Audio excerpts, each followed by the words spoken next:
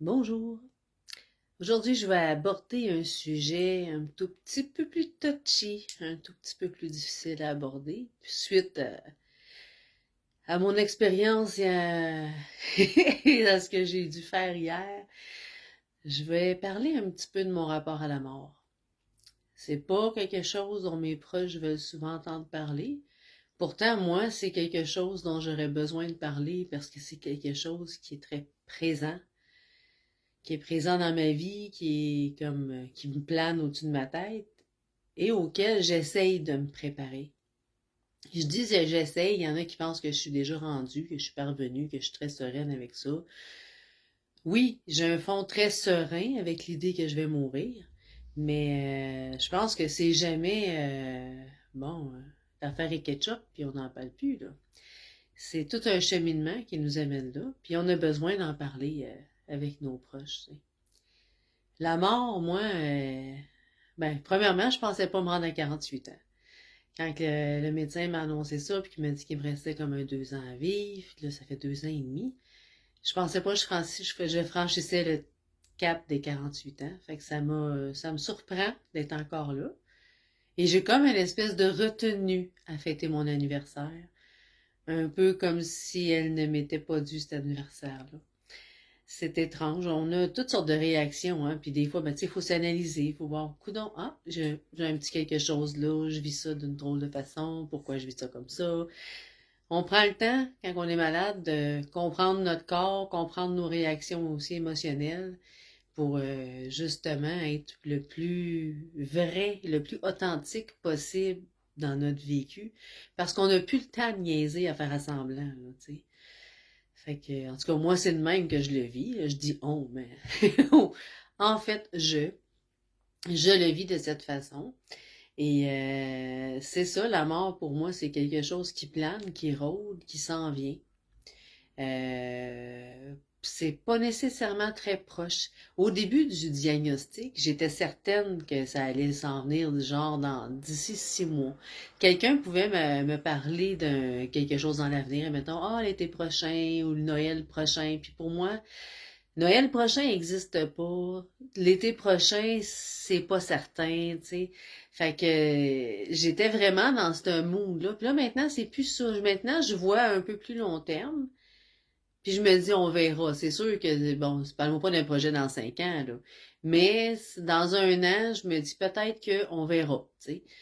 Fait que j'ai une ouverture qui est là, qui est nouvelle. Parce que ça m'a pris du temps le temps de réaliser que je suis encore vivante, que je suis encore debout, que je suis encore capable de marcher, que je suis encore capable de faire quelque chose, d'entreprendre quelque chose, même si j'ai plus l'énergie que j'avais.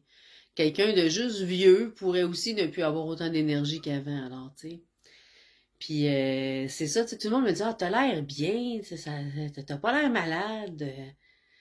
C'est blasant de se faire dire ça à la longue, mais c'est comme, ben oui, j'ai l'air bien, c'est quoi, tu veux que j'aille l'air à l'agonie? Je peux le faire si tu veux, mais c'est vraiment pas moi, ça.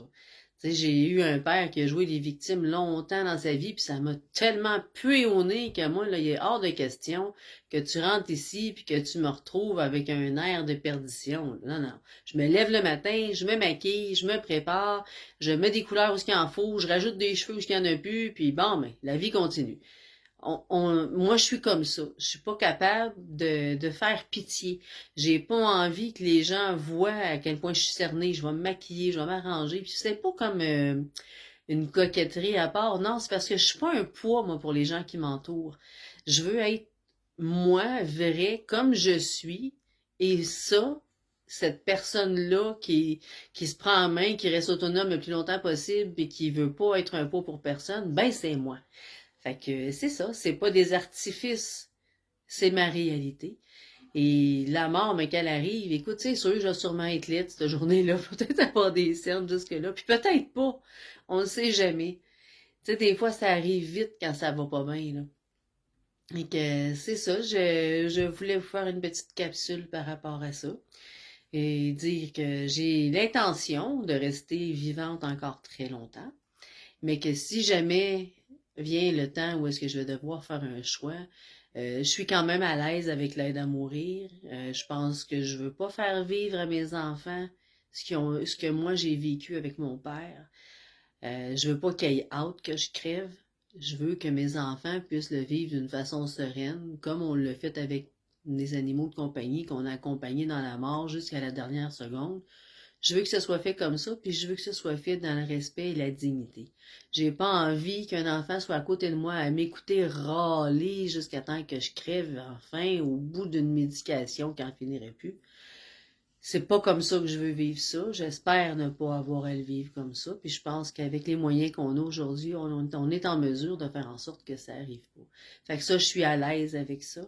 Et mais je suis à l'aise avec le fait que ça arrive le plus loin possible. Puis si je peux faire une petite vieille, puis si le bon Dieu finit par décider de me guérir, puis avec toutes ces si-là, là, si, ben moi je serais bien preneuse. Là. Moi je suis bonne encore jusqu'à 100 ans. Je vais trouver des projets, je vais m'occuper, je m'ennuierai pas. Petit Jésus, je te le promets.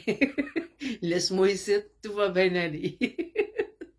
Sur ce, je vous souhaite une excellente journée. Au revoir tout le monde.